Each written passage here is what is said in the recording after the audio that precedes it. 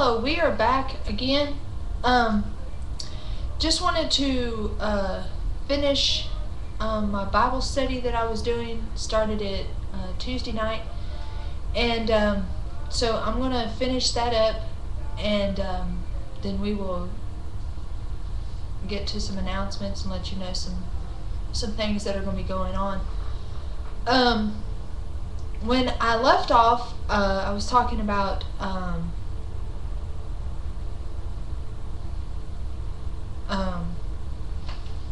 attitudes toward people can cause, it depends on what your attitude toward people is, depends on how you're going to come off to them, I guess. So I'm going to move on to the next section, which is give to everyone who asks you, and if anyone takes what belongs to you, do not demand it back. Jesus does not teach about giving to panhandlers or to someone who will use the money for an evil purpose. We should give above and beyond, but we should give without demanding anything in return. This is a thought that Jesus returns to later on. Ask yourself these questions and let the Holy Spirit lead you and guide you on what to do. The first question is, what can I give? What can I give? What can I give to my family or my community, or even people that you don't even know? What can I give?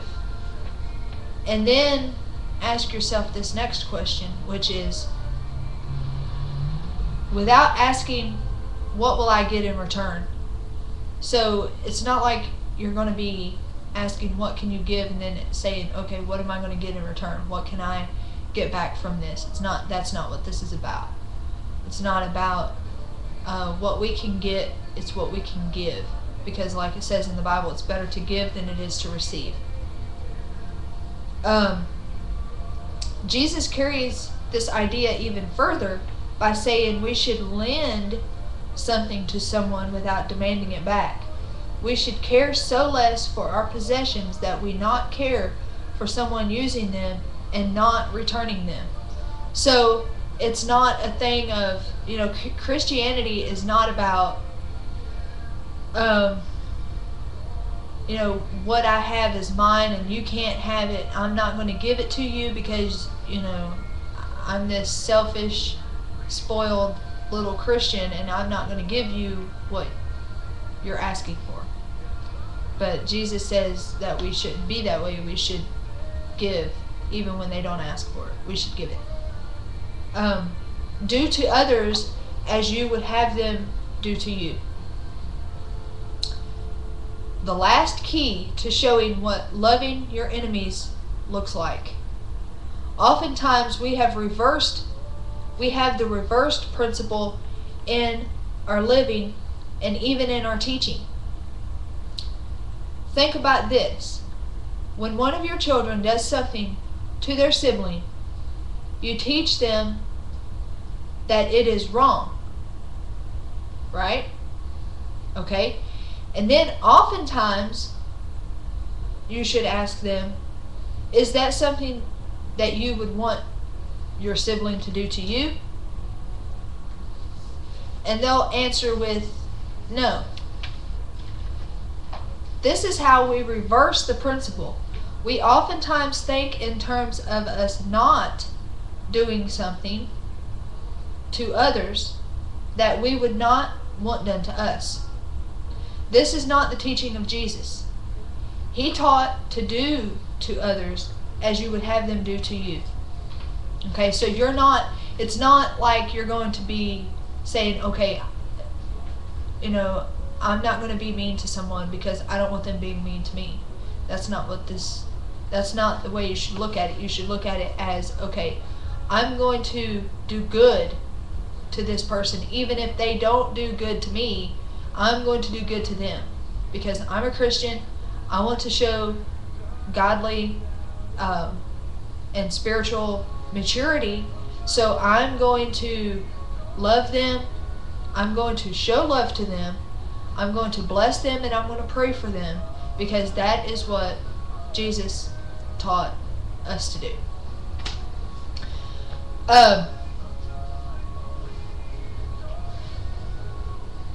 It is far easier to not do to others what you would not have them do to you.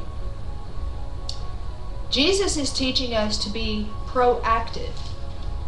If everyone in the world would do to others as they would have them do to them, we would be living in a lot better place. But that isn't going to happen, because the devil is always putting thoughts into people's hearts and into their heads, and making them think and believe the worst of people, so that they will mistreat people. You know, the devil is good for that. He's good because it's his job. It's what he, I mean, that's his job. Basically, you could say it's his career. That's what he was, you know, he wasn't designed to do that. He was designed for worship. You know, when he was in heaven, his name was Lucifer, and he was not only the praise and worship leader, he, with every breath that he breathed in and he breathed out, he worshiped God, the Father. And then when he was cast down from heaven, he roams around. He's the principality and the power of the air of the darkness, ruler of the darkness, and he roams around seeking whom he may devour, to put thoughts into our heads, put thoughts into our hearts, and make us believe that a person is basically fixing to destroy us, when that may not even be the case. But he makes us believe that just by thoughts that he drops into our heads. Throughout this whole Bible study, we've been talking about loving your enemy.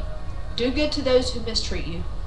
But we haven't talked about the reasoning behind loving your enemies. Jesus' explanation of the reasoning behind doing this is, if we only do this to the one who loves us or treats us good, what credit is that to us? So Jesus is asking, what is it going to credit you if you do good, and if you love the one who loves you, and you do good to the one who does good to you?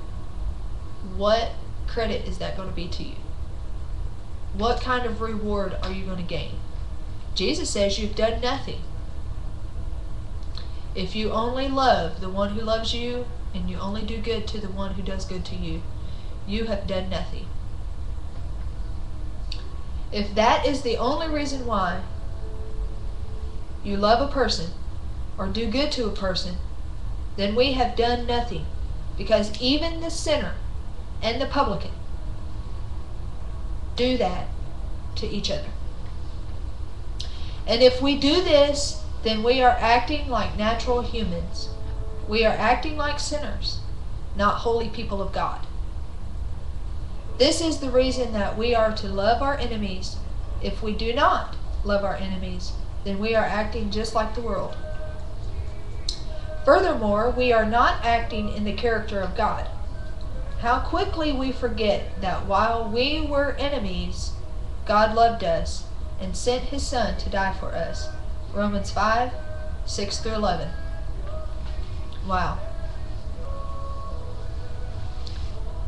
Jesus sums up His sermon with these statements. But love your enemies.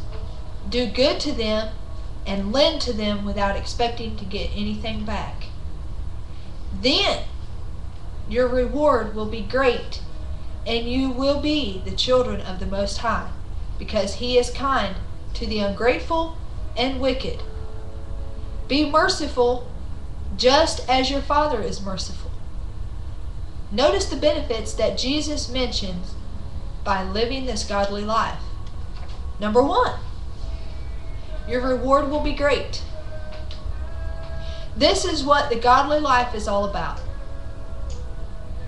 It is difficult to do good to our enemies and not retaliate. But God is going to reward us for making these sacrifices. Our little human minds can't even begin to imagine how great our reward will be for doing this and obeying the commands of God. You know, loving your enemy is a command, because it says, love the Lord your God with all your heart, soul, mind, and strength, and love others as you would love yourself. As you love yourself, love others. So if you can't love your enemy, then how in the world can you say that the love of God is on the inside of you? You can't. Number 2, you will be children of the Most High. If you have studied Romans at any time, then you will know the weight of these words. That we are declared the children of God. You know, there's a part in Romans where it talks about we're adopted, we are grafted in. And it says in there that,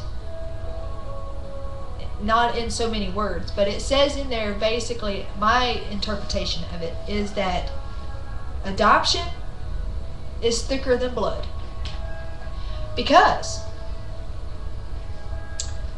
you have to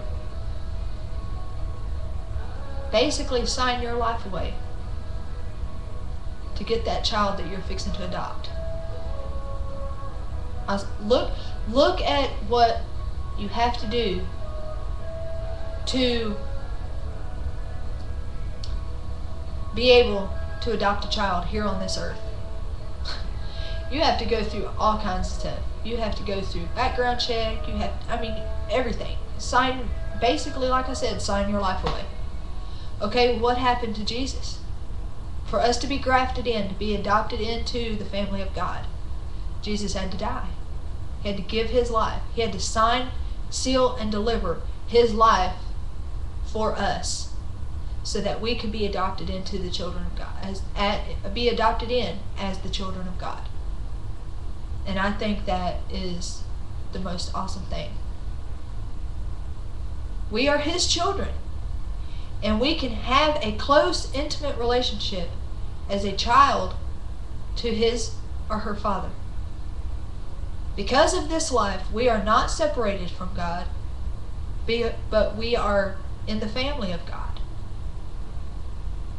So, God said it Himself, if we will do good to others, and we will love our enemies, do good to those who mistreat us, pray for those who who do all this awful stuff to us, then we will be the children of God. We will have our reward will be great, and we will be the children of God. I don't know about you, but I want to be a child of God. I want to be, when I stand before God on the day of judgment, I want Him to say, well done, my good and faithful servant. You may enter in to everlasting rest. That's what I want to hear Him say. But there's some people that He's not going to say that to. There's even going to be some Christians that He's not going to say that to. And I'm just telling you right here, right now, you need to get your life straight. If you don't, and the end of time comes, and you don't hear that trumpet blow, and you don't see that eastern sky split, it's too late. You're not going to have a second chance. And so I just want to just let you know.